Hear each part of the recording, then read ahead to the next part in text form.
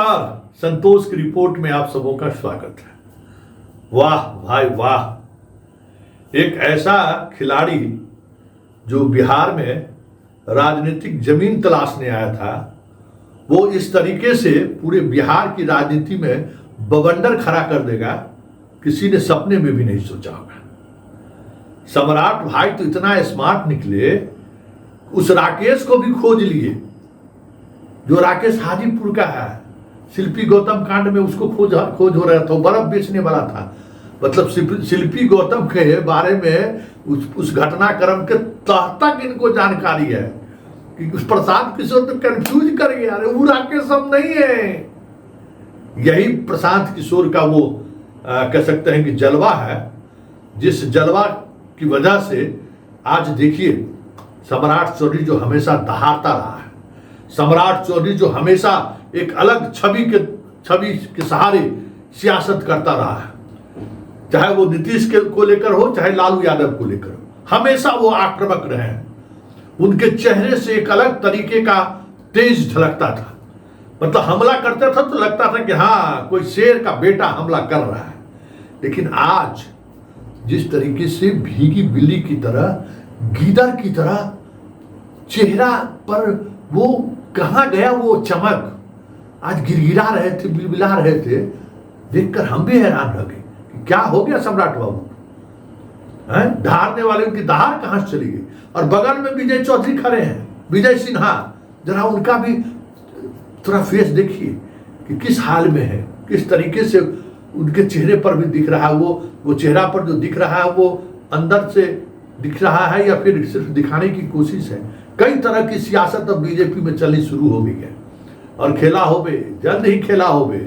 बहुत उड़ान भरने लगे थे, इनको पता नहीं है कि ये सारी चीजें जो आ रही है, इन्हीं के भाई बंधु लोग पहुंचा रहा है प्रशांत किशोर के पास, कहीं दूसरे से नहीं आ रहा है ये। इसलिए और बीजेपी का जो दूसरा खेमा है, संघ है, उन तक ये सारी बातें पहुंचनी शुरू हो गई है।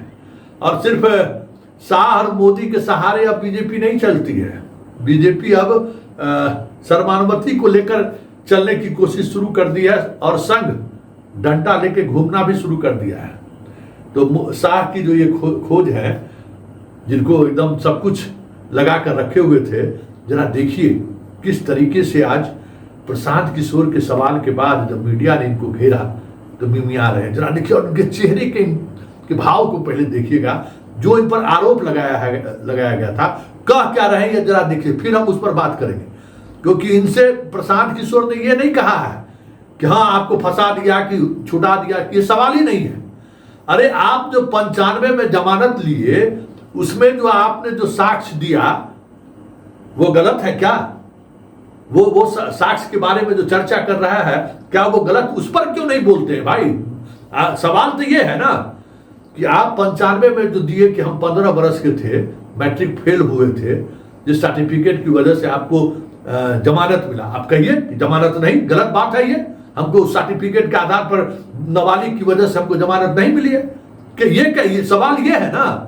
फिर उस सर्टिफिकेट की वजह से आपकी मंत्री पद गई, फिर विधायकी गई, फिर आपका नॉमिनेशन रद्द हुआ। सवाल ये है सम्राट चौधरी जी, और आप कहाँ लालू यादव पेशाब करवा दिया कि लालू यादव मुंह में मूत दिया, वो कहाँ कोई कह रहा है। लालू यादव आपके साथ जुल्म किया होगा, कोई बात नहीं है। नीतीश कुमार गए होंगे 7 किलोमीटर पैदल आपके यहाँ। शिवानंद तिवारी जी से भी हमको बात हो रही थी, शिवानंद तिवारी जी भी यही बात कह रहे थे कि फंसा दिया था उस समय में। लेकिन मीडिया के सामने में जब बोलने की बात हुई तो भाग गए, कहे कि ना हम इस पर कुछ नहीं बोलेंगे। हम जॉर्ज फर्नांडिस से गए थे, लालू फंसा दिया था, तो लालू फंसा दिया तो फिर आए तो समता पार्टी से काहे आरजेडी के साथ चलाए, फिर काहे मंत्री बन गए भाई 99 में। खैर वो सवाल नहीं है। आपसे जो प्रशांत किशोर का सवाल था यही ना कि आप 1995 में जो सर्टिफिकेट आपने दिखाया 10th का, जो 15 वर्ष का, वो गलत है प्रशांत किशोर का आरोप या सही है? बस इतना ही सीधा जवाब देना है। ये मूत दिया, ये कर दिया, 22 आदमी को जेल भेजे, ये सब कहाँ है? तो जरा सुन लीजिए कह क्या रहे हैं प्रशांत किशोर के सवाल में। प्रशांत किशोर का सवाल और इनका जवाब सुन लीजिए। देखिए, नौसिखिया नेता है, मैं 1995 में हम लोगों को जेल में डाला। मेरे घर के अनाज में लालू प्रसाद के गुंडे या पुलिस ने पेशाब कर दिया। हमारे घर के कुआं में पेशाब कर दिया। हमारे परिवार के 22 लोग जेल में रहे। नीतीश कुमार जी जो मुख्यमंत्री हैं बिहार के, ये 7 किलोमीटर तक मेरे लिए आंदोलन करते रहे, पैदल चले। और ह्यूमन राइट्स कमीशन ने बिहार की सरकार, तत्कालीन सरकार लालू प्रसाद जी पर कार्रवाई किया और प्लेंटी दिया हमारे परिवार को। आइसक्रीम बेचने वाले का नाम था राकेश। वो आइसक्रीम बेचता था बेचारा। वो है रहने वाला हाजीपुर। अब इसको कहां कहां से बुद्धि दे रहा है। शिल्पी गौतम कांड में पूरी तरह जांच सीबीआई ने किया और हम लोग को तो पता भी नहीं है। और जिस राकेश की बात वो करते हैं वो तो हाजीपुर का रहने वाला है। अरे भैया, ये लोग को कुछ पता नहीं है बिहार के बारे में। बिहार का रहने वाला है, पूरे देश को लूट के आया है। सुन लिए, प्रशांत किशोर कुछ कह रहे हैं जब आप कुछ और दे रहे हैं। अब जरा बात आगे बढ़िए। शिल्पी गौतम वाला मैं सुन ही लिए ना कि वो राकेश कोई और है, इनको सब पता है। मतलब शिल्पी गौतम में कितना अपडेट है। सीबीआई केस देख रही है। 2 घंटा पहले मतलब 12-1 बजे जो है सो प्रेस कॉन्फ्रेंस होता है और 5 घंटे में इनको पता चल गया कि वो राकेश कोई और है, हमारे बारे में नहीं है, वो आइसक्रीम बेचने वाला है। बहुत अच्छी बात है, आपने उसे सफाई दे दी। लेकिन जो आप उसकी भ्रष्टाचार के बारे में बोल रहे हैं, इकोनॉमिक ऑफेंस आपका, विजिलेंस आपका, विशेष निगरानी विभाग आपका, ईडी आपका, सीबीआई आपका, अरे केस करिए, भेजिए प्रशांत किशोर को जेल। किसने रोका है भाई? कौन रोका है? तो जरा सुन लीजिए प्रशांत किशोर के भ्रष्टाचार पर क्या बोल रहे हैं, जनाब सुन लीजिए। कहता है कि हमको 14 करोड़ रुपया चंदा दिया। क्यों दिया भाई? कल तक तुमको तुम्हारा मेहनताना नहीं मिला था। 241 करोड़ उन्होंने कहा कि हमको मेहनता मिला। अरे भैया, तो जब राजनीति में नहीं थे तो पैसा काहे नहीं ले लिए? अब राजनीति में आए हो तो हिसाब देना होगा। कोई सेल कंपनी जिसकी औकात ही 10 लाख की है, वो 10 करोड़ कैसे चंदा दे सकता है? और आते के साथ पटना के पाटलिपुत्रा में तुम्हारे पास 32 करोड़ का जमीन कैसे आ गया? सबका हिसाब होगा। समय है, जनता तय करती है, जनता हिसाब देगी। जनता फिर से एनडीए की सरकार बनाएगी।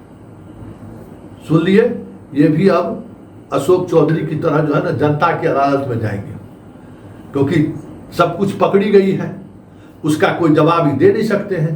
क्योंकि वकीलों की टीम ने इनको भी कह दिया है कि अब आप बुरी तरह से फंस गए हैं। अब इसको किस तरीके से निकलिएगा, राजनीतिक एजेंडों के सहारे ही चीजों को देखिए। कानूनन तौर पर अगर बात हाई कोर्ट और सुप्रीम कोर्ट पहुंची तो खेला हो गए।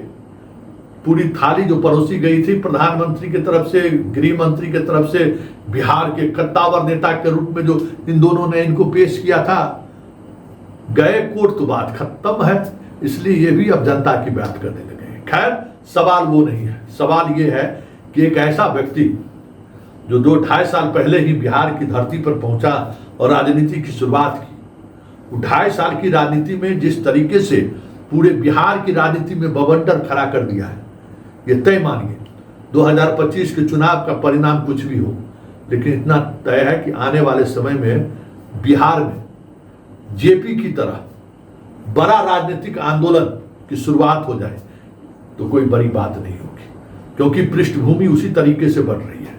आप जनता के सहारे चीजों को साध रहे हैं, जनता अपने तरीके से चीजों को देख भी रही है। देखिए, दिलचस्प होगा 2025 का विधानसभा चुनाव। वैसे उस चुनाव से पहले किसी ने नहीं सोचा था कि इस तरीके से चीजें सामने आएंगी कि पूरी वो पार्टी जो कहती है कि हम देश की सबसे बड़ी पार्टी नहीं, दुनिया की सबसे बड़ी पार्टी है, उसके कद्दावर नेता इस तरीके से सहमे और डरे हुए हैं, किसी ने नहीं सोचा था। और वो भी सम्राट चौधरी को लेकर। भाई, ये तो सपने में भी नहीं सोचा जा सकता था।